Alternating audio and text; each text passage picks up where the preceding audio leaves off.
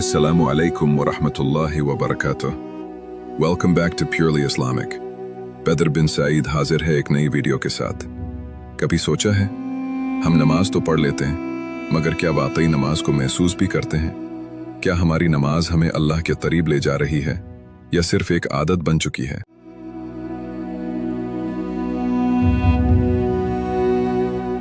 جہاں نماز پڑھو وہیں تھوڑی دیر بیٹھ جایا کرو تاکہ تمہارے جسم کے ہر حصے میں سکون اتر جائے. اور یاد رکھو جب تک تم نماز کے بعد باوضو بیٹھے رہو گے فرشتے تمہارے لیے مغفرت کی دعائیں کرتے رہیں گے. نماز میں اس طرح کھڑے ہو جاؤ اور یہ تصور کرو کہ کعبہ تمہارے سامنے ہے، پل صراط تمہارے قدموں کے نیچے ہے، جنت تمہارے سیدھے ہاتھ کی طرف ہے اور جہنم تمہارے بائیں ہاتھ کی طرف.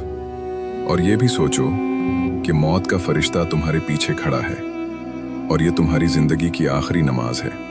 یقین مانو یہ خیال تمہیں فضول خیالات سے نجات دے گا اور تمہاری نماز میں خشوع پیدا کرے گا، اور یہی خشوع تمہیں اللہ تعالیٰ کے قریب لے جائے گا.